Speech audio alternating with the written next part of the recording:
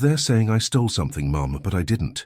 Her 17-year-old son's voice cracked through the phone like breaking glass, each word slicing through her heart with surgical precision. The silence that followed felt like drowning. Welcome back, and tell me what city you're watching from, or what time it is where you are. Enjoy this story that might just change how you see the world. The fluorescent lights of Murphy's diner buzzed overhead like angry wasps, casting their harsh white glow across the cracked vinyl booths and coffee-stained formica tables that had witnessed 1,000 conversations, 1,000 heartbreaks, 1,000 small victories that nobody ever remembered.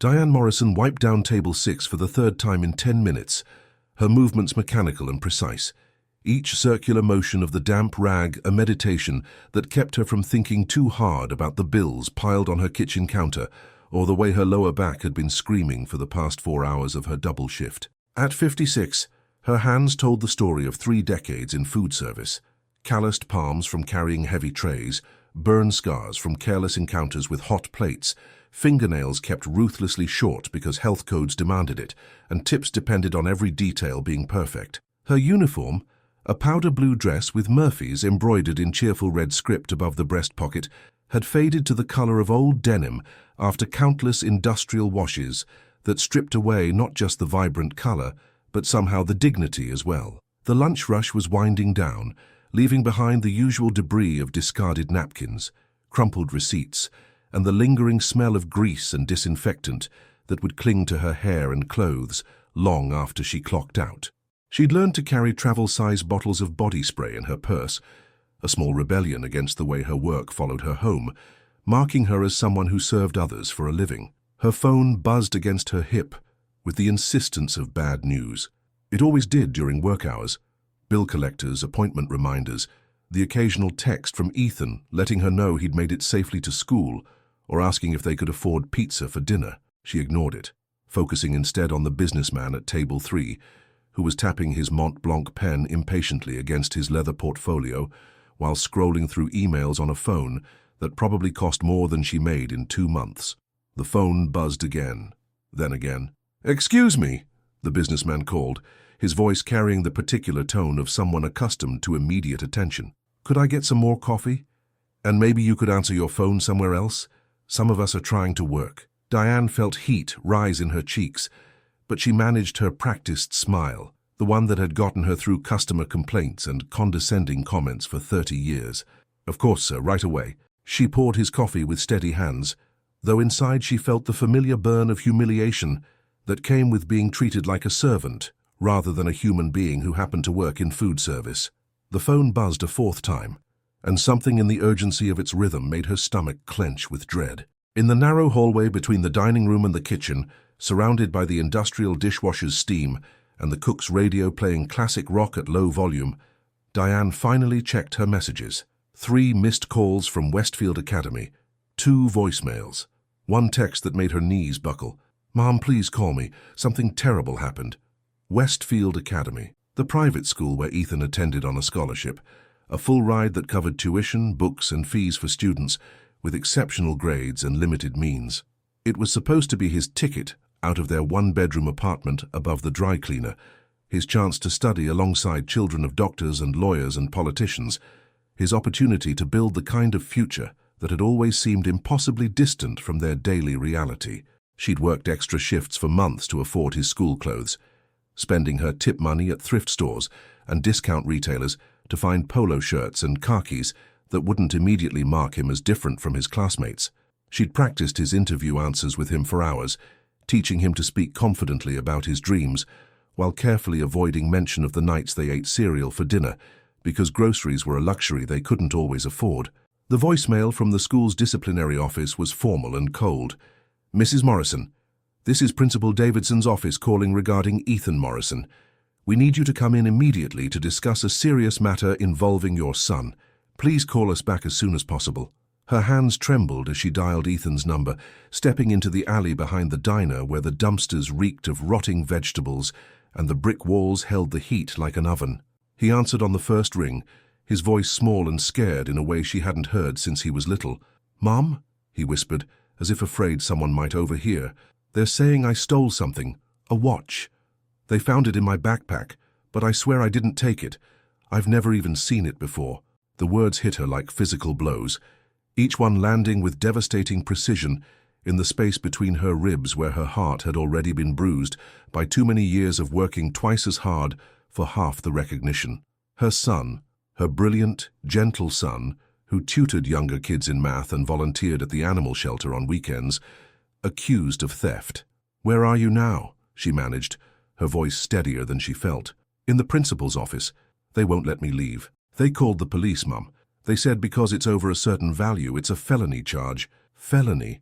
The word hung in the humid air like a death sentence, transforming her son's entire future into something uncertain and frightening. College applications, scholarship opportunities, career prospects, all of it suddenly balanced on the edge of a cliff, waiting for someone to decide whether he was worthy of redemption or deserving of punishment.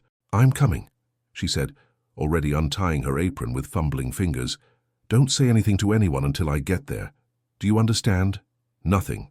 Inside the diner, she found her manager, Pete, counting register receipts with the methodical attention of someone who'd learned that every penny mattered in the restaurant business.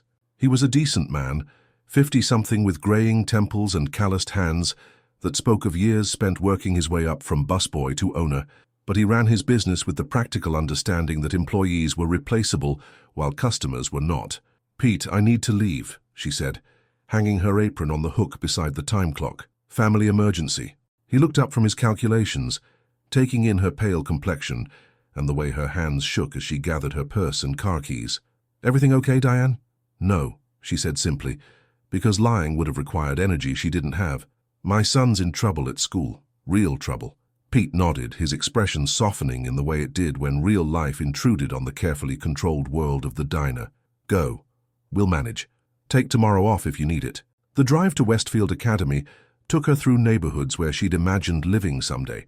Tree-lined streets with manicured lawns and houses that spoke of the kind of financial security she'd always assumed would eventually be hers if she worked hard enough and waited patiently enough. The school itself sat on landscaped grounds that looked more like a college campus than a high school, its brick buildings and ivy-covered walls suggesting the kind of educational excellence that money could buy and poverty couldn't access. She'd been here before, of course, parent conferences, award ceremonies, the occasional school play where Ethan had small roles, but beamed with pride when he spotted her in the audience. Each visit had made her acutely aware of the gulf between her world and this one, the careful way other parents smiled at her uniform before quickly looking away, the polite distance that reminded her she was welcome only as long as she remembered her place. Today felt different. Today she wasn't here as a proud parent celebrating her son's achievements. Today she was here as the mother of an accused thief, walking through those imposing front doors, with her head held high despite the shame that threatened to overwhelm her. The administrative office buzzed with the quiet efficiency of a place where important decisions were made by people who'd never had to choose between paying rent and buying groceries.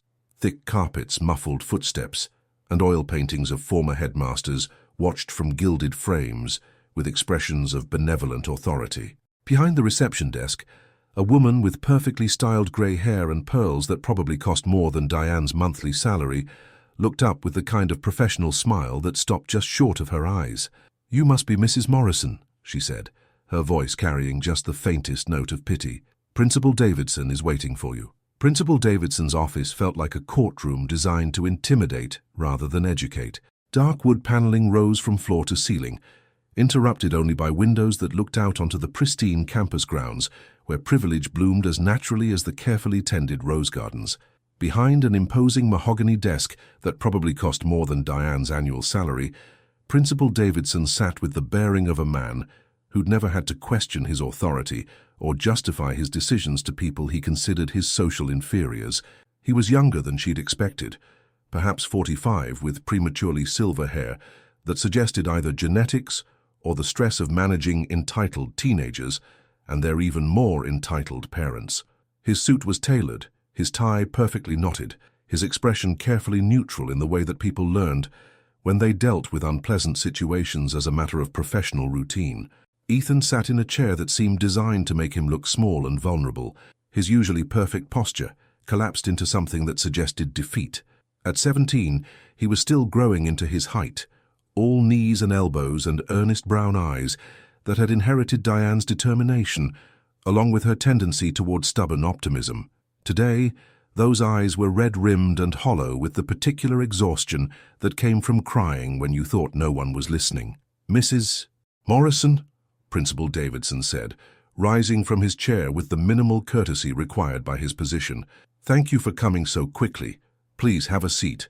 Diane settled into the chair beside her son, close enough to offer comfort, but not so close as to appear protective in a way that might be interpreted as admission of guilt. She'd learned over years of navigating systems designed by and for people with more education and resources than she possessed, that every gesture carried weight, and every word would be scrutinized for evidence of whatever narrative had already been constructed about her and her family.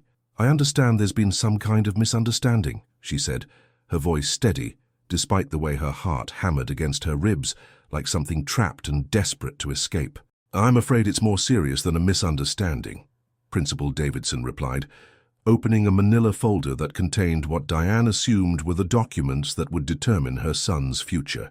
At approximately 3:45 this afternoon, a Rolex watch valued at $15,000 was reported missing from Bradley Ashworth's locker. The watch was subsequently discovered in Ethan's backpack during a routine search. $15,000. The number hung in the air like an accusation all by itself, representing more money than Diane had ever possessed at one time, more than she would earn in 6 months of double shifts and careful budgeting. It was the kind of casual wealth that Ethan's classmates wore on their wrists without thinking about it, the kind of excess that had always existed in a parallel universe from their own daily struggles to cover basic expenses. "A routine search?" Diane asked, latching onto the phrase that seemed most significant. "What prompted that?" Principal Davidson's expression tightened almost imperceptibly, the first crack in his professional facade. "An anonymous tip suggested that stolen property might be found in Ethan's possession."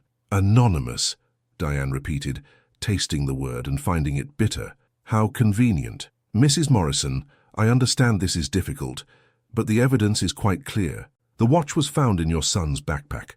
There's no disputing that fact." Diane looked at Ethan, who was staring at his hands with the intensity of someone trying to make himself invisible through sheer force of will. She'd seen that expression before, on the faces of her customers when they couldn't afford to tip, on her own face in the bathroom mirror after particularly humiliating interactions with people who treated service workers like they were somehow less human than everyone else.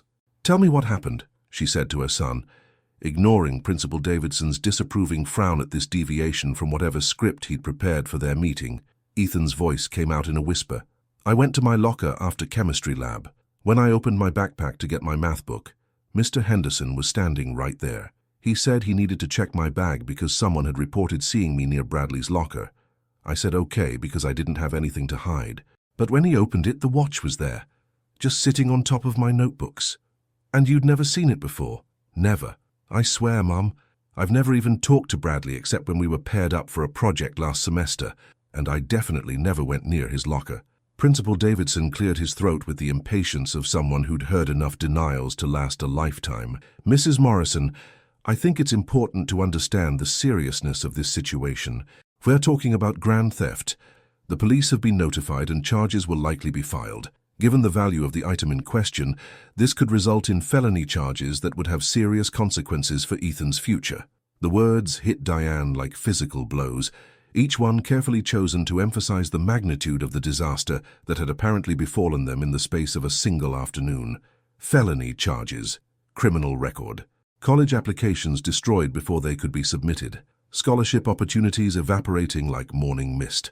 She thought about the nights she'd worked until 2 a.m., standing on feet that screamed with pain from 8 hours on unforgiving diner floors, saving every tip and every spare dollar for Ethan's future.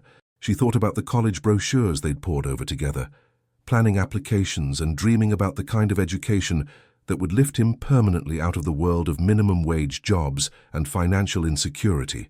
All of it balanced now on the edge of disaster, threatened by an accusation that made no sense and evidence that appeared damning despite her absolute certainty that her son was innocent. "Who found the watch?" she asked, focusing on details because the big picture was too overwhelming to process. "Mr. Henderson, our head of security. He's been with the school for 12 years. Very thorough, very professional. And this anonymous tip, when did it come in?" I don't see how that's relevant. When?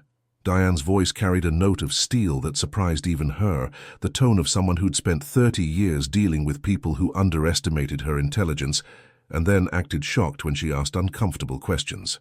Principal Davidson consulted his notes with obvious reluctance. The call came in at 3:42 p.m., 3 minutes before the watch was allegedly discovered. The timing isn't unusual. Sometimes people see something suspicious and need a few minutes to decide whether to report it. Diane nodded slowly, filing away this information along with everything else that struck her as odd about the sequence of events.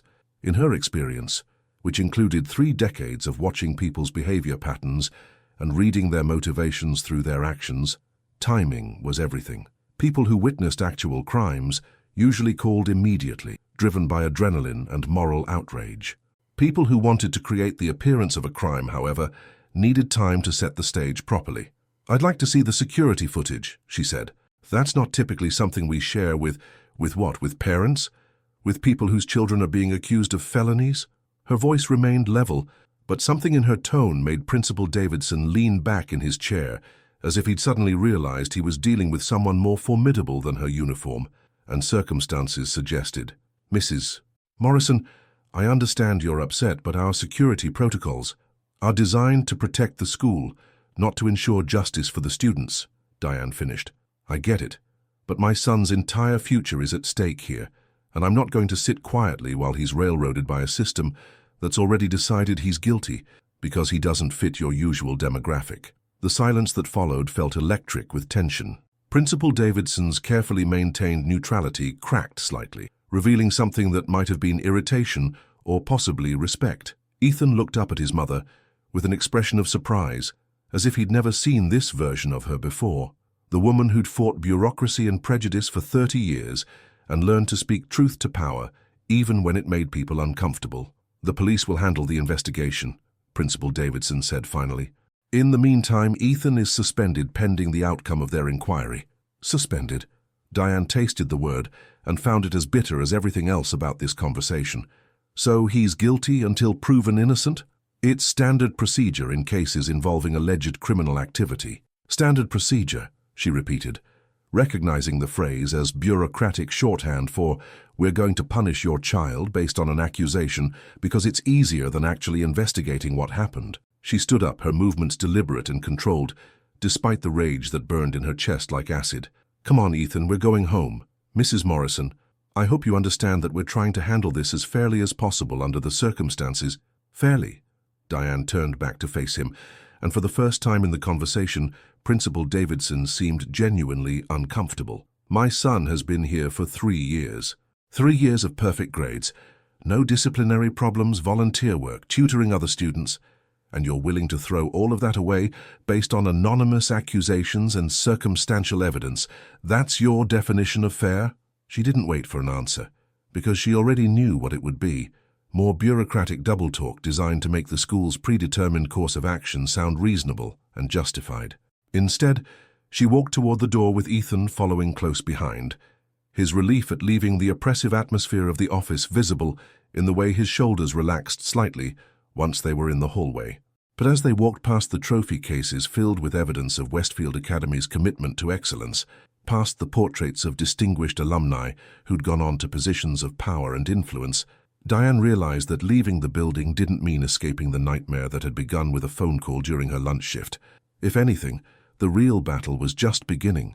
The drive home passed in silence, broken only by the rhythmic click of Diane's turn signal and the distant hum of traffic from people going about their normal Tuesday afternoon routines, picking up children from school, stopping at grocery stores, living lives that hadn't been derailed by accusations and anonymous tips, and the sudden realization that everything you'd worked for could disappear in the span of a single phone call. Ethan stared out the passenger window at neighborhoods that blurred past like scenes from someone else's life, his reflection ghostly in the glass. Diane could see him in her peripheral vision, shoulders hunched forward in the defensive posture of someone trying to make himself smaller, as if he could somehow shrink away from the magnitude of what was happening to him. Their apartment building sat on a street that real estate agents diplomatically called transitional, wedged between a dry cleaner that specialized in wedding dresses and a corner store where the clerk knew her by name and sometimes let her slide when she was a few dollars short for groceries. The building itself was old but clean, maintained by a landlord who understood that working-class tenants deserved decent housing even if they couldn't afford luxury finishes or updated appliances. Diane's apartment was small, living room, kitchen, one bedroom that she'd given to Ethan, while she slept on a pull-out couch that had seen better days but still provided adequate rest after 16-hour workdays. She'd decorated with items from thrift stores and clearance sales, creating a space that felt warm despite its limitations, homey despite its size. Tonight, however, the familiar surroundings felt different, smaller somehow, as if the walls were closing in around problems too big to be contained in such a modest space. Ethan went directly to his room, closing the door with the quiet click that spoke of someone who needed to be alone with his thoughts and his fear. Diane stood in her kitchen, surrounded by the detritus of their morning routine, coffee cup in the sink, Ethan's breakfast dishes on the counter, the homework he'd completed at this same table just 12 hours earlier, when the worst thing they had to worry about was whether he'd have time to review his chemistry notes before his quiz. She needed to call someone. A lawyer, obviously, but lawyers cost money she didn't have and required retainers that would exceed several months of her salary. Legal aid services had waiting lists and requirements that might not cover their specific situation.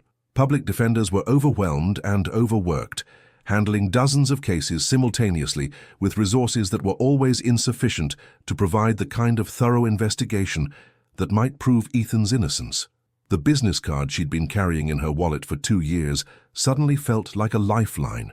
Maria Santos, attorney at law specializing in criminal defense and civil rights cases. They'd met during one of Diane's rare evenings off, both standing in line at the grocery store late at night when working people finally had time to shop. Maria had been buying frozen dinners and energy drinks, the sustenance of someone pulling all-nighters on important cases.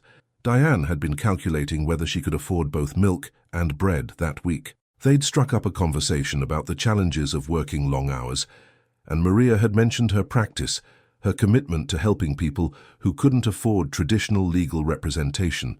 She'd given Diane her card with a warm smile and the suggestion that she call if she ever needed legal advice, no matter how small the problem might seem. "Most people don't realize they have rights until it's too late," Maria had said, loading her sparse groceries into a cloth bag that had seen better days. And by then, the system has already rolled over them. Now, standing in her kitchen with her son's future hanging in the balance, Diane realized that Maria's casual kindness might be the difference between Ethan's innocence being proven and his life being destroyed by assumptions and circumstantial evidence. The phone rang 4 times before Maria's voicemail picked up, her voice professional but warm. "You've reached Maria Santos. I'm either in court or with a client, but your call is important to me. Please leave a detailed message, and I'll get back to you as soon as possible." "Maria, this is Diane Morrison.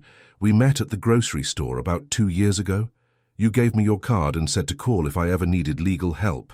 Well, I need it now. My son has been accused of stealing a watch at his school, and they're talking about felony charges. I don't know what to do or where to turn. Please call me back when you get this message. I'm scared." She left her number and hung up, feeling simultaneously hopeful and helpless. Hope because Maria had seemed genuinely committed to helping people in exactly their situation. Helpless because even the kindest lawyer in the world couldn't change the fundamental facts of their case.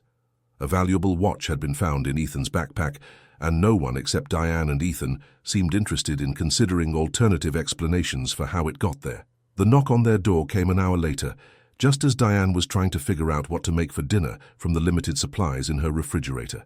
2 police officers stood in the hallway outside her apartment, their presence making the narrow corridor feel even smaller and more oppressive. "Mrs. Morrison, I'm Officer Jennifer Walsh, and this is Officer Mike Rodriguez. We're here about the incident at Westfield Academy involving your son Ethan." Officer Walsh was younger than Diane had expected, perhaps 30, with brown hair pulled back in a regulation bun and eyes that suggested she'd seen enough of human nature to be skeptical but not yet cynical. Officer Rodriguez was older, maybe 45, with graying temples and the comfortable bearing of someone who'd been doing this job long enough to recognize the difference between real criminals and kids who'd made mistakes. "May we come in?" Officer Walsh asked, her tone polite but carrying the weight of authority that made refusal seem inadvisable. Diane stepped aside, gesturing them into her living room, where they looked oddly out of place among her mismatched furniture and discount store decorations. Their uniforms and equipment seemed to take up more space than the room could comfortably accommodate, making everything feel cramped and somehow guilty by association. "Is Ethan home?" Officer Rodriguez asked, settling into the chair that Diane usually occupied, when she had time to sit down and rest her feet after long shifts. "He's in his room. Do you need to speak with him?" "We'll need to ask him some questions, yes, and we'll need to search his room and any other areas where stolen property might be concealed." The words hit Diane like physical blows, each one emphasizing the reality that her home, their small private refuge from a world that often seemed designed to remind them of their limitations, was about to be invaded by strangers looking for evidence of crimes her son hadn't committed. "Do you have a warrant?" she asked, the question emerging from some half-remembered television show about people's rights under the law. Officer Walsh consulted a document she'd been carrying in her jacket pocket. "We have a search warrant, yes. Signed by Judge Hampton this afternoon." Of course they did. Judge Hampton, whose daughter attended Westfield Academy and whose wife served on the school's board of trustees. Judge Hampton, who'd probably signed the warrant without questioning whether the evidence justified such an intrusive investigation, trusting that people in his social circle wouldn't make false accusations against scholarship students unless they were absolutely certain of their facts. "Ethan," Diane called toward the bedroom, "can you come out here, please?" Her son emerged looking even younger than his 17 years, his face pale and his eyes wide with the kind of fear that came from realizing that the adult world was far less fair and rational than he'd been raised to believe. He'd changed out of his school clothes into jeans and a t-shirt, but somehow he still looked guilty to Diane's critical eye, not because he was, but because the circumstances had transformed innocent nervousness into suspicious behavior. "Ethan Morrison?" Officer Walsh asked, though they all knew the answer. "Yes, Mom. We need to ask you some questions about the incident at school today. You have the right to remain silent, and anything you say can be used against you in court. You have the right to have an attorney present during questioning. If you cannot afford an attorney, one will be appointed for you. Do you understand these rights?" The Miranda warning sounded surreal in the context of their modest living room, transforming their home into an extension of the justice system that had apparently already decided Ethan was guilty of something. Diane watched her son's face as he processed the words, seeing the exact moment when he realized that this wasn't going to be resolved with explanations and good intentions. "I understand," he said quietly. "Before we begin," Diane interrupted, "I want to call our attorney." Officer Rodriguez looked mildly surprised. "You have an attorney?" "I've contacted someone, yes." It was technically true, even if Maria Santos hadn't yet returned her call or agreed to represent them. "I'd prefer to wait until she arrives before you question my son." The officers exchanged glances, some wordless communication passing between them that Diane couldn't interpret. Finally, Officer Walsh nodded. "That's your right, of course, but we'll need to proceed with the search while we wait." For the next hour, Diane watched strangers rifle through her son's belongings with the methodical thoroughness of people looking for evidence of guilt rather than proof of innocence.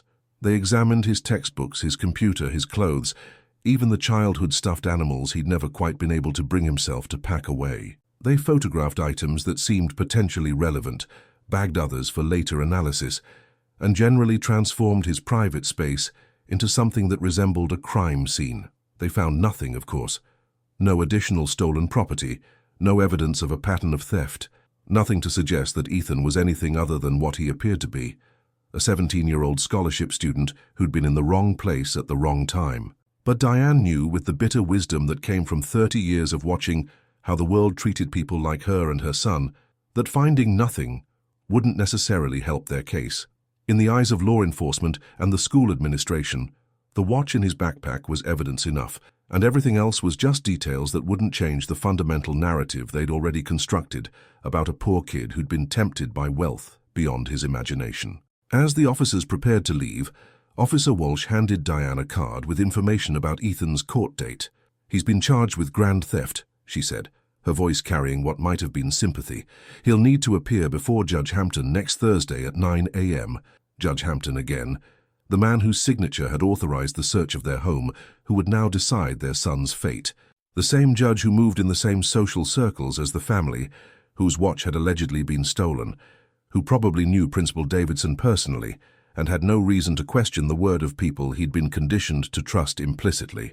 After the officers left, Diane and Ethan sat together on the couch that had served as her bed for the past 3 years, neither of them speaking about what had just happened, but both understanding that their lives had been fundamentally altered in ways that might never be reversible. The apartment felt different now, contaminated somehow by the presence of people who'd viewed everything through the lens of suspicion and presumptive guilt. When Maria Santos finally called back at nearly 10 p.m., her voice tired but alert, Diane felt something that might have been hope beginning to stir in her chest, like a flame that refused to be extinguished, despite everything that had tried to smother it.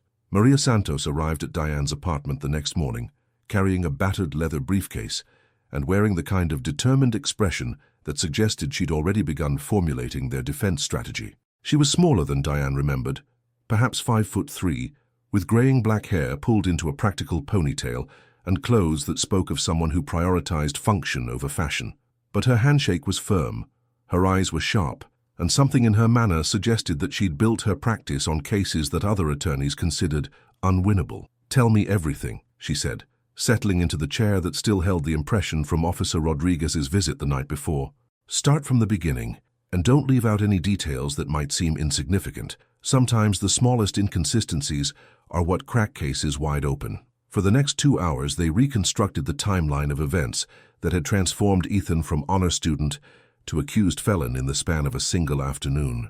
Maria took notes in a spiral notebook, asking clarifying questions and occasionally frowning at details that didn't align with what she'd learned about how theft cases typically unfolded at prestigious private schools. "The timing bothers me," she said finally, tapping her pen against the page where she'd written, "Anonymous tip, 3:42 p.m. Search, 3:45 p.m. in red ink." 3 minutes isn't enough time for someone to witness a theft, process what they'd seen, decide to report it and make the call. It suggests the tip was made by someone who already knew the watch would be found. But before they could delve deeper into their strategy, Diane's phone rang with a call that would make everything infinitely more complicated. The number on the screen made her stomach clench with dread. Westfield Academy's main office. "Mrs. Morrison? This is Margaret Ashworth, Bradley's mother." The voice was crisp, cultured, carrying the kind of authority that came from never having been told no by anyone who mattered. "I think we need to have a conversation." Diane glanced at Maria, who was gesturing for her to put the call on speaker. "What kind of conversation, Mrs. Ashworth?" "The kind where we resolve this unfortunate situation without destroying everyone's lives unnecessarily.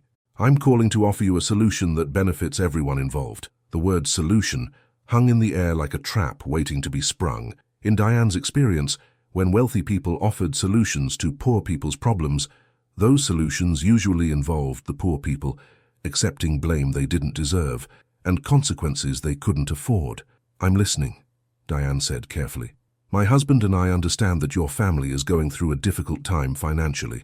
We also understand that teenage boys sometimes make impulsive decisions they later regret. What we're proposing is simple.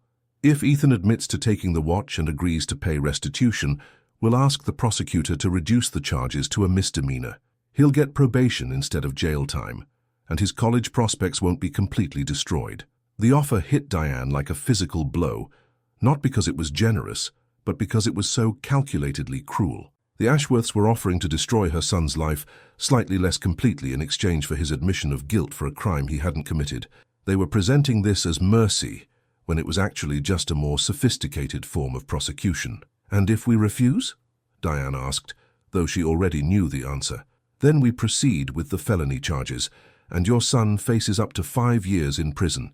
Is your pride really worth gambling with his future like that?" Pride. The word was chosen deliberately, designed to make Diane's insistence on her son's innocence seem like stubborn ego rather than maternal instinct and knowledge of her child's character. It was the kind of psychological manipulation that people learned when they were accustomed to getting their way through intimidation rather than merit. "Mrs. Ashworth," Diane said, her voice steadier than she felt, "my son didn't steal your watch, and no amount of financial pressure or legal threats is going to make me force him to confess to something he didn't do. Mrs. Morrison, I understand you want to believe in your son's innocence, but the evidence is quite clear. The watch was found in his backpack. Sometimes love makes us blind to uncomfortable truths about the people we care about." The condescension in Margaret Ashworth's voice was like acid, burning through Diane's attempts to remain diplomatic. Here was a woman who'd never worked a day in food service, never had to smile while being treated like a servant, never had to choose between paying rent and buying groceries, lecturing her about uncomfortable truths and the blindness of maternal love. "And sometimes," Diane replied, "wealth makes people assume they have the right to destroy other people's lives when it's convenient for them." The silence that followed was electric with tension. Margaret Ashworth had clearly expected to be dealing with someone who would be intimidated by her social status and financial resources, someone who would accept whatever deal was offered rather than fighting charges they couldn't afford to defend against. "I'm trying to help you," Margaret said finally, her voice carrying a note of genuine confusion, as if she couldn't understand why anyone would refuse her generous offer to destroy their child's life only partially. "No," Diane said, looking at Maria, who was nodding approvingly. "You're trying to protect your family's reputation by making this go away as quickly and quietly as possible. You don't care whether my son actually stole anything. You just want him to confess, so you can tell yourselves you were right all along. Mrs. Morrison, I think you're making a serious mistake. The only mistake I'm making is staying on this phone call. Have a good day, Mrs. Ashworth." Diane hung up and immediately felt her hands begin to shake with delayed reaction to the conversation. She'd just turned down what might have been their best chance to avoid a felony conviction, gambling her son's future on her absolute certainty that he was innocent, and her growing suspicion that the Ashworth family had more to hide than they were admitting. "That was exactly the right thing to do," Maria said firmly. "They wouldn't be offering deals if they were confident in their case. Something about this whole situation stinks, and Margaret Ashworth's phone call just confirmed it." "But what if we're wrong?" Ethan asked, his voice small and scared. "What if I do get convicted? 5 years in prison, Mum. 5 years." Diane looked at her son, her brilliant, gentle son who tutored younger kids and volunteered at animal shelters and had never taken so much as a pack of gum without paying for it, and felt something fierce and protective rise in her chest like a wildfire that couldn't be contained. "We're not wrong," she said with absolute conviction, "and even if we were, I would never ask you to confess to something you didn't do just to make other people's lives easier. That's not how we were raised, and it's not who we are." But as Maria packed up her briefcase and promised to begin investigating the inconsistencies in the prosecution's timeline, Diane couldn't shake the feeling that they'd just declared war on people who had every advantage: money, connections, social status, and a justice system that was designed to protect their interests above all others. The battle for her son's future was about to begin in earnest, and she was walking into it armed with nothing but her absolute faith in his innocence and her 3 decades of experience fighting for dignity in a world that seemed determined to deny it to people like them. The courthouse steps on Thursday morning felt like the gates of a fortress designed to intimidate rather than welcome those seeking justice. Granite columns rose toward a grey sky that threatened rain, and bronze statues of blindfolded justice and scholarly law gazed down at the steady stream of defendants, attorneys, and families who climbed the worn steps with expressions ranging from confident determination to barely controlled terror. Diane wore her only dress suit, a navy blue ensemble she'd bought at a consignment shop 3 years earlier for parent-teacher conferences and graduation ceremonies. She'd pressed it carefully the night before, using the ironing board that doubled as her dining table in their small apartment, trying to eliminate every wrinkle that might suggest she didn't belong in this world of mahogany panels and legal precedents. Beside her, Ethan looked impossibly young in his best khakis and the button-down shirt they'd found on clearance at the outlet mall. His tie was slightly crooked despite her multiple attempts to adjust it, and his hands shook almost imperceptibly as he clutched the folder containing character reference letters from teachers, coaches, and the elderly woman whose groceries he carried every Saturday morning without being asked. Maria Santos had warned them that this preliminary hearing would be largely procedural, a formal reading of charges, entering of pleas, scheduling of future court dates. But Diane couldn't shake the feeling that today would be more significant than that something fundamental about their case would be decided in ways that might not become apparent until much later. The courtroom itself was smaller than she'd expected, more like a classroom than the grand amphitheaters of television dramas.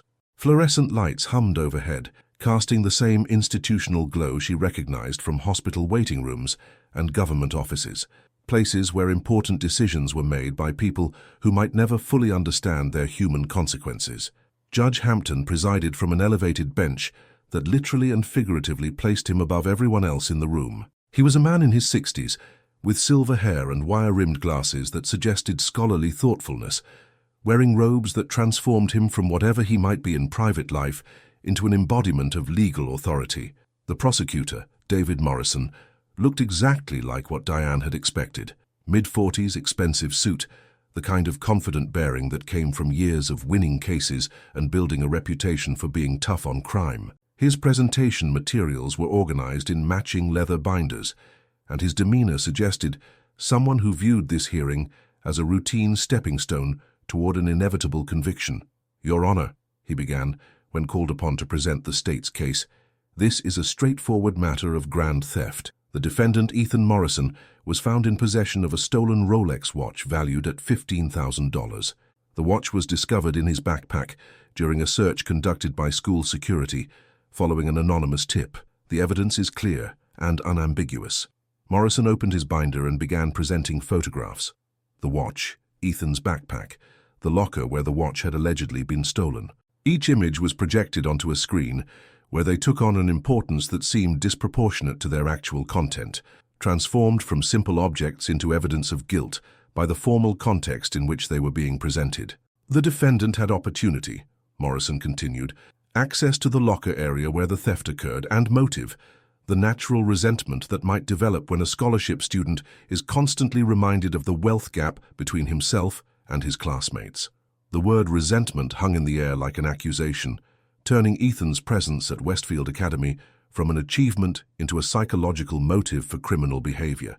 Diane felt anger building in her chest, the same fury she'd experienced countless times when customers treated her like she was somehow less human because she served them food, but amplified by the knowledge that this man was using her son's socio-economic status as evidence of criminal intent. When Maria Santos rose to respond, her voice carried a strength that seemed to fill the small courtroom despite her modest physical presence. She was wearing her best suit, charcoal gray with a simple cut that suggested professionalism without pretension, and carrying a single yellow legal pad covered with handwritten notes. "Your Honor," she began, "the state's case rests entirely on circumstantial evidence and assumptions about my client's character, based solely on his family's financial circumstances. The prosecution would have this court believe that being poor automatically makes someone more likely to commit theft, which is both offensive and legally irrelevant." She moved to the center of the courtroom, where her voice could reach everyone present without straining. "The timeline presented by the state contains significant inconsistencies that call into question the entire narrative they've constructed. An anonymous tip received at 3:42 p.m. led to a search that began at 3:45 p.m., barely enough time for the caller to report what they'd allegedly witnessed, let alone for school security to respond appropriately. Judge Hampton leaned forward slightly, his expression suggesting genuine interest, rather than the polite attention he'd shown during the prosecutor's presentation. "Ms. Santos, are you suggesting that the evidence was planted?" "I'm suggesting, Your Honor, that the evidence deserves more scrutiny than it has received. My client has attended Westfield Academy for 3 years without a single disciplinary incident. His academic record is exemplary, his community service extensive. Yet we're asked to believe that he suddenly decided to commit grand theft in broad daylight, in a location where he was easily identifiable, for an item he had no way to sell without detection." Maria walked over to her table and picked up a thick folder. "Your Honor, I have here sworn statements from 12 character witnesses, including teachers, employers, and community members who know Ethan Morrison as a young man of exceptional integrity. I also have security logs from Westfield Academy, showing that the anonymous tip was made from a phone, registered to someone with a personal connection to this case." The courtroom fell silent, except for the soft hum of fluorescent lights and the distant sound of traffic beyond the building's heavy walls.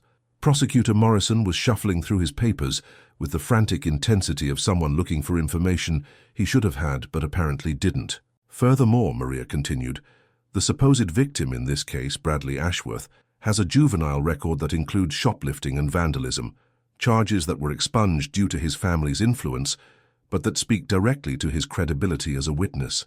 "Objection," Morrison said, rising from his chair. "The alleged victim's past is irrelevant to the current charges." "Overruled," Judge Hampton said firmly. Character evidence is relevant when it goes to the credibility of witnesses and the likelihood of alternative explanations for the evidence presented. Diane felt something shift in the courtroom's atmosphere, a subtle change in the way people were listening and responding to what was being said. For the first time since this nightmare began, she allowed herself to believe that someone in authority might actually be willing to consider the possibility that Ethan was innocent. "Your Honor," Maria said, "I would like to call my first witness, someone who can speak directly to the character and integrity of the young man who stands accused today." Judge Hampton consulted his calendar, then looked up with an expression that might have been surprise. "This is a preliminary hearing, Ms. Santos. Witness testimony isn't typically—" "I understand, Your Honor, but given the seriousness of these charges and the inconsistencies in the state's timeline, I believe the court would benefit from hearing directly from someone who knows my client well." "Very well. Call your witness." "I call Diane Morrison." The words hit Diane like an electric shock. She hadn't expected to testify, hadn't prepared for the possibility that she might be called upon to defend her son in formal legal proceedings. But as she stood and walked toward the witness stand, she realized that this moment had been building for 30 years. Every time she'd been dismissed because of her uniform, every time she'd been treated as invisible because of her job, every time she'd been underestimated because of assumptions about her intelligence and education. The bailiff administered the oath with practiced efficiency, but the words, "Do you solemnly swear to tell the truth, the whole truth, and nothing but the truth," felt heavier than she'd expected, weighted with the knowledge that her son's future might depend on her ability to convey not just facts, but the essence of who he was as a human being. "State your name for the record." "Diane Morrison. And what is your relationship to the defendant?" "I'm his mother." The words came out stronger than she'd expected, carrying not just biological fact, but 30 years of love, sacrifice, and absolute knowledge of her son's character. Maria approached the witness stand with a gentle expression that somehow conveyed both respect and encouragement.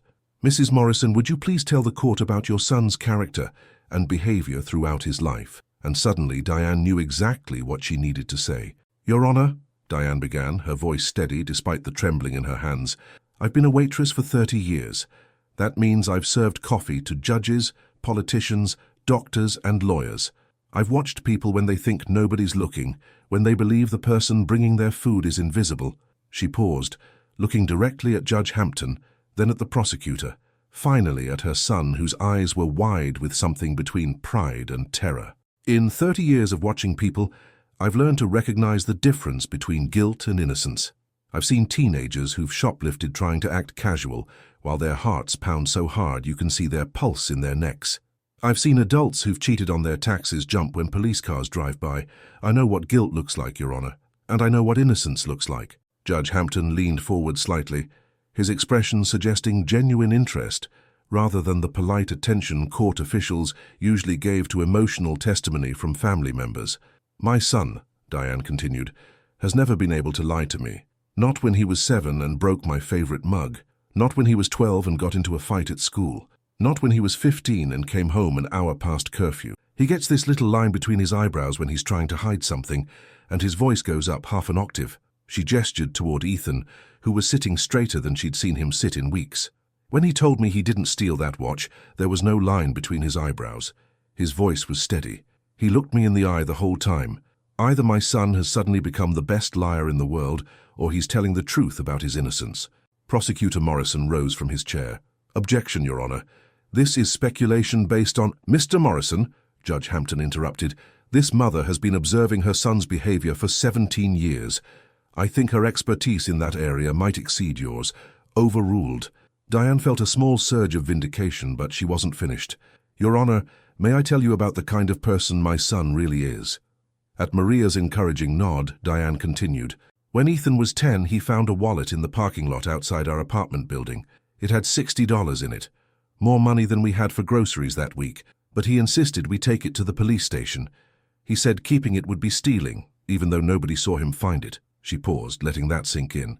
"When he was 14, he got a job bagging groceries at Parker's Market, the same place where I worked for 18 years. One day the register came up $20 short, and the manager suspected the cashier had been stealing. Ethan spoke up and told them he'd seen another employee take money from the drawer. He risked his job to tell the truth about something that didn't even directly affect him."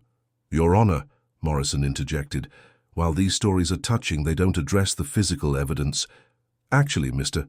Morrison, Judge Hampton said, character evidence is extremely relevant in cases like this. Please continue, Mrs. Morrison. Diane took a deep breath, feeling strength flowing into her voice as she spoke about the person she knew better than anyone else in the world. Last year, Ethan found out that one of his classmates at Westfield, a kid from a wealthy family, was selling stolen electronics to other students. Instead of ignoring it or reporting it to get the kid in trouble, Ethan went to him directly and convinced him to stop. He said everyone deserved a chance to make things right before getting the police involved. She looked at the prosecutor, then back at Judge Hampton. Does that sound like someone who would steal a $15,000 watch and then carelessly leave it in his backpack where anyone could find it? Maria stepped forward. Mrs. Morrison, you mentioned that you've worked in food service for 30 years. Have you ever had your integrity questioned because of your profession?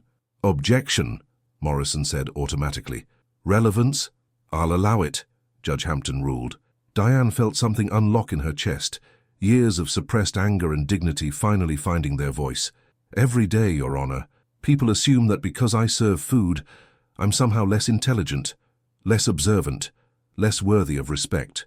They talk about their personal business in front of me like I'm furniture. They leave smaller tips when they think I'm too uneducated to deserve their money. Her voice grew stronger with each word.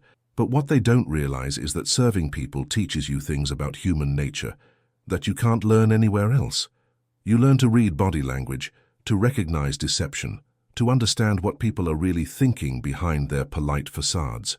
She gestured toward the prosecution table. Mr. Morrison suggested that my son would steal because he resented his classmates' wealth, but anyone who knew Ethan would understand that he was grateful for his opportunity at Westfield, not resentful. He tutored struggling students, volunteered for school fundraisers, spent his free time helping others instead of envying what they had. Judge Hampton made a note on his legal pad, then looked up at Diane with an expression that seemed thoughtful rather than merely polite.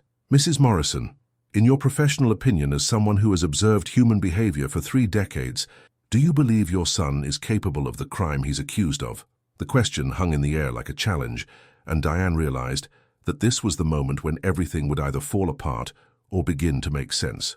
She thought about all the nights she'd worked double shifts to pay for Ethan's school supplies, all the times she'd gone without so he could have what he needed, all the conversations they'd had about integrity and character and the importance of doing right, even when it was difficult. No, Your Honor, she said with absolute conviction.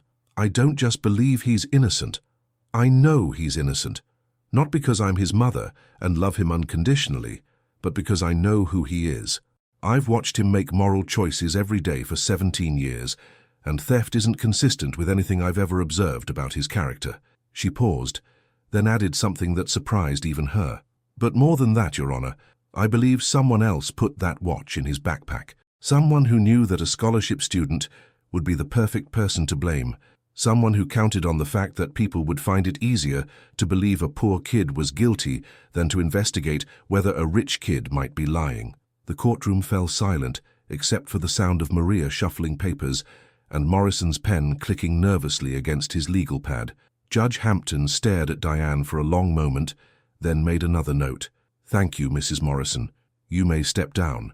As Diane returned to her seat, she felt something fundamental had shifted in the room's atmosphere. She'd spoken truth to power in the most literal sense, using 30 years of accumulated wisdom and observation to defend her son against people who had every advantage except the one that mattered most.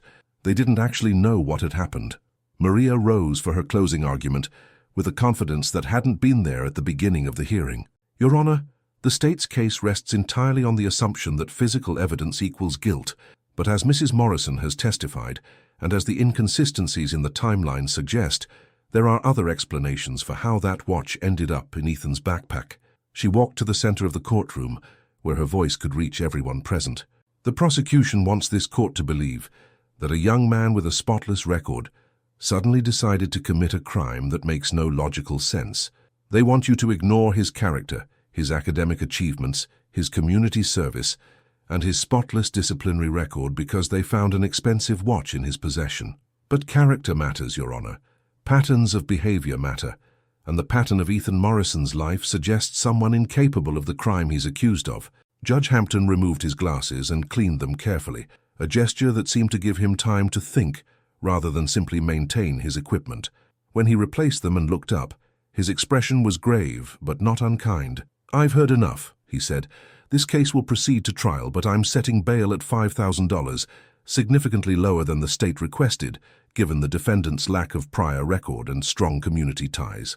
Diane felt her heart sink. Bail was still money they didn't have, still a barrier between her son and his freedom. But then Judge Hampton continued, "Furthermore, I'm ordering the prosecution to provide complete, unedited security footage from the day in question, along with phone records for the anonymous tip. If there are inconsistencies in this case, they need to be resolved before we proceed further." Maria squeezed Diane's shoulder as they gathered their papers.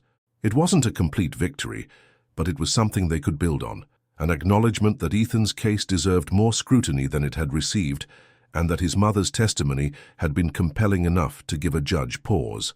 As they left the courtroom, Diane realized that for the first time in weeks, she felt something that might have been hope. The breakthrough came 3 weeks later, on a Tuesday morning when Diane was refilling sugar dispensers at Murphy's Diner, a job she'd returned to because bills didn't stop arriving just because your son was facing felony charges.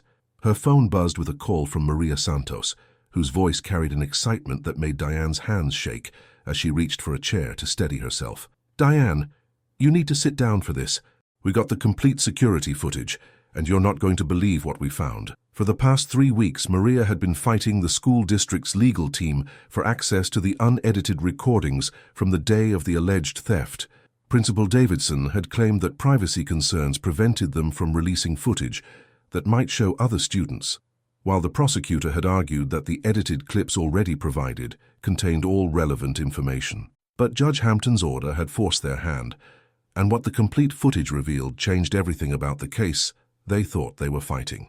"At 3:15 p.m., Maria explained, her voice steady with the controlled excitement of someone who'd found the smoking gun they'd been hoping existed. "We see Bradley Ashworth at his locker, clearly agitated about something. He's looking around, checking to see if anyone's watching him." Diane pressed the phone closer to her ear, afraid to miss any detail that might prove her son's innocence. At 3:22, Bradley approaches Ethan's locker. He has a combination or knows how to open it. We can see him working the lock deliberately, not guessing or fumbling. He opens Ethan's backpack, places something inside, then closes everything and walks away. The words hit Diane like electricity, sending relief and vindication coursing through her body in waves that made her dizzy with their intensity. You can see him planting the watch, clear as day. But it gets better, or worse, depending on your perspective. At 3:31, Bradley pulls out his phone and makes a call that lasts exactly 3 minutes. The phone records confirm he called the school's security tip line at 3:31 p.m., not 3:42 like they initially reported. Diane felt pieces of the puzzle clicking into place with mechanical precision. So he planted the watch, waited 9 minutes, then called in the anonymous tip to make sure his own theft would be discovered in someone else's backpack. Exactly. And there's more. We found out that Bradley has access to other students' lockers because he works as a student aide for the maintenance department. That's how he knew Ethan's combination. Plus, I discovered something else. Bradley Ashworth has been suspended twice from previous schools for theft, but his family's donations made those records disappear. For 30 years, Diane had watched people's behavior, learning to recognize the patterns that revealed their true intentions beneath their careful facades. Now, faced with actual evidence of what she'd suspected all along, she felt vindicated in ways that went beyond just her son's case. The emergency hearing 2 days later drew a crowd that far exceeded the small courtroom's capacity.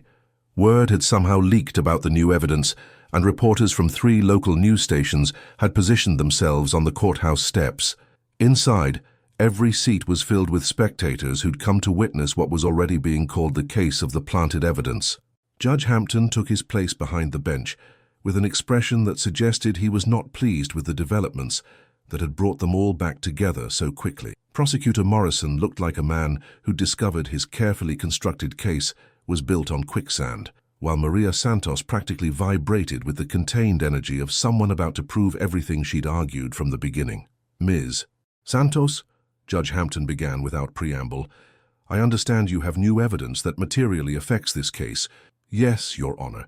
Evidence that completely exonerates my client and reveals that he was the victim of a deliberate frame-up designed to hide the real thief's identity. She approached the projection screen that had been set up to display the security footage, her movements confident and precise. Your Honor, I'd like to show the court what actually happened on the afternoon of March 15th. The first clip showed Bradley Ashworth at his own locker, his body language tense and furtive as he looked around to ensure he wasn't being observed. Even without sound, his behavior screamed guilt to anyone who knew how to read human nature. The second clip was devastating in its clarity. Bradley approaching Ethan's locker, working the combination with the familiarity of someone who'd done this before, opening Ethan's backpack and deliberately placing an object inside before closing everything, and walking away with the casual confidence of someone who believed he'd committed the perfect crime. The courtroom erupted in whispers and gasps, but Judge Hampton's gavel brought immediate silence. Your Honor, Maria continued, the phone records confirm that Bradley Ashworth made the anonymous tip at 3:31 p.m., 9 minutes after planting the watch and 11 minutes before school security conducted their search. This wasn't a theft that was discovered by chance. It was a deliberate act of evidence planting designed to frame an innocent student. Prosecutor Morrison rose from his chair, his face pale and his voice unsteady.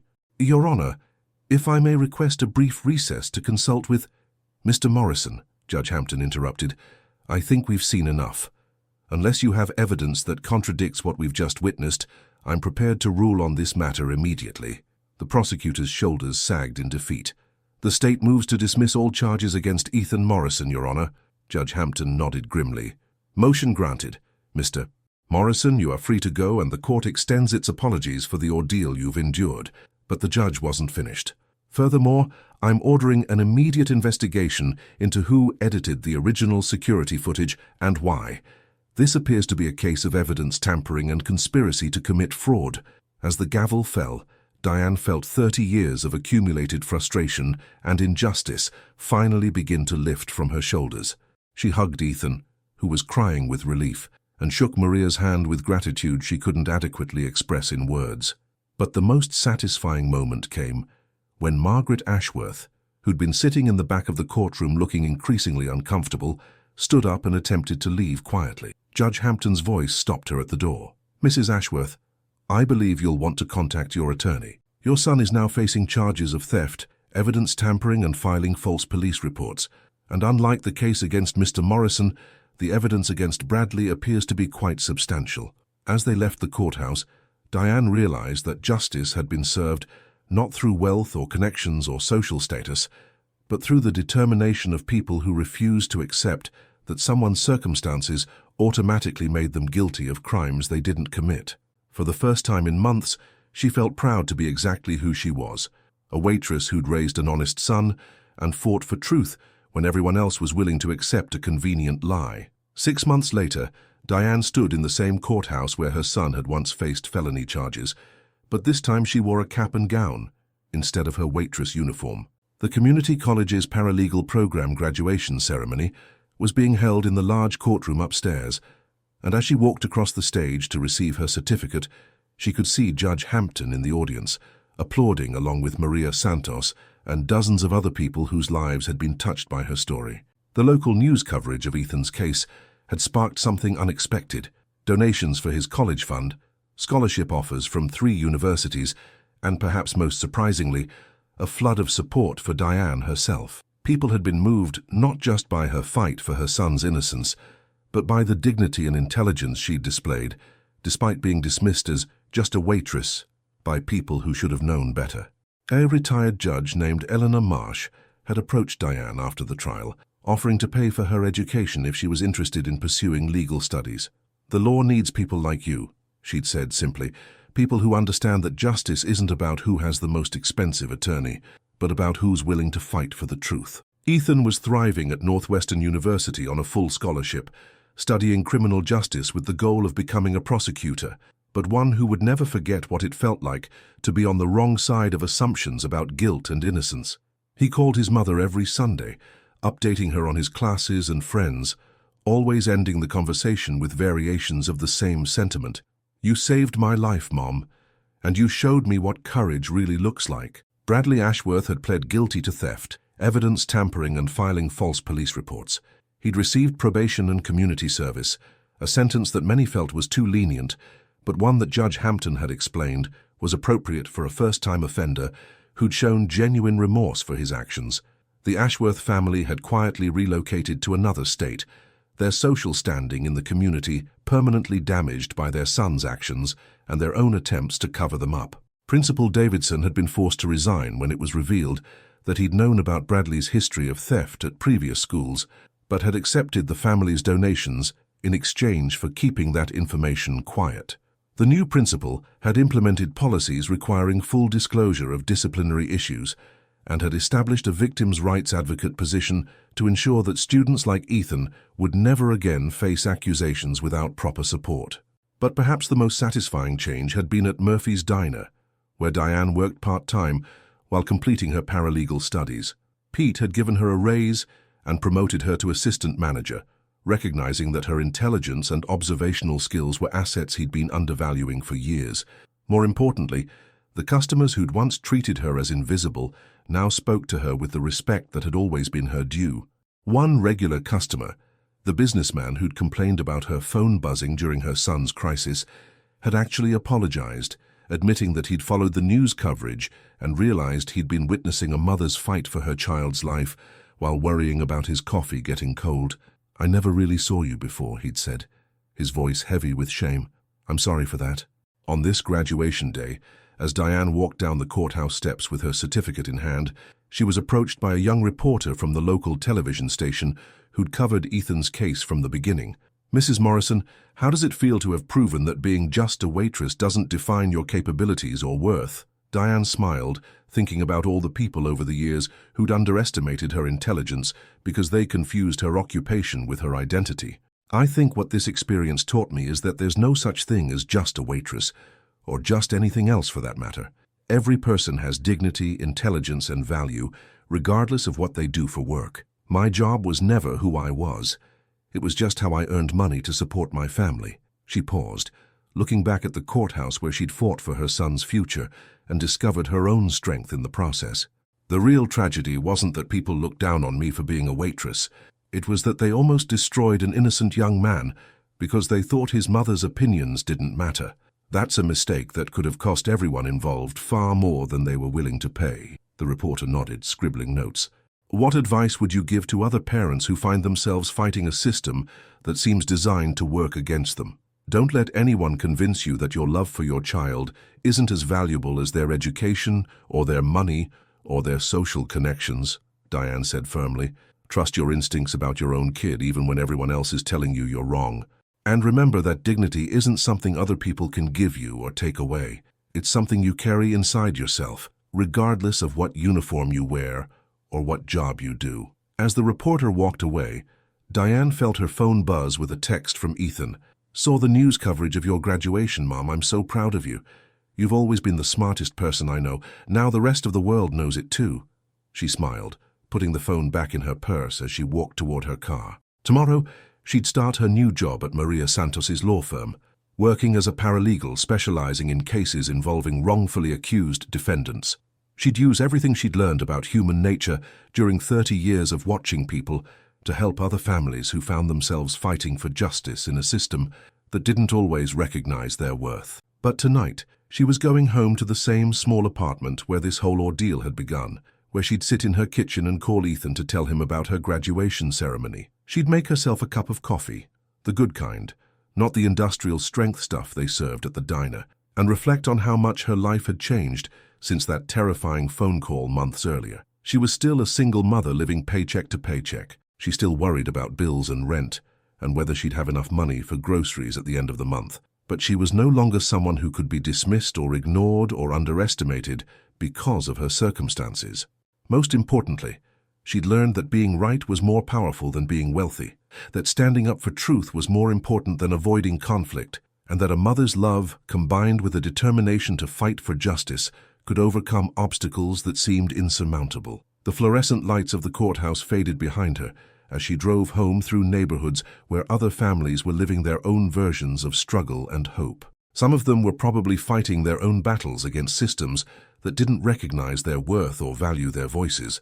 She hoped that her story might give them courage to keep fighting, to trust their instincts, and to remember that dignity was something no one could take away from them, no matter what uniform they wore or what others thought about their place in the world. As she pulled into her parking space and looked up at the windows of the apartment that had witnessed both her darkest fears and her greatest triumph, Diane Morrison, paralegal, mother, and fighter for justice, allowed herself to feel something she'd been afraid to embrace for months: pride in who she was and what she'd accomplished, not despite her background, but because of the strength it had given her. Have you ever experienced something similar, or known someone who was underestimated because of their job or background, only to prove everyone wrong when it really mattered? If this story touched your heart, please leave a like and subscribe. It really helps spread this message about dignity, justice, and the power of never giving up on the truth. Congratulations. Type 9 in the comments so that I know you stayed until the end with me. Thank you for watching.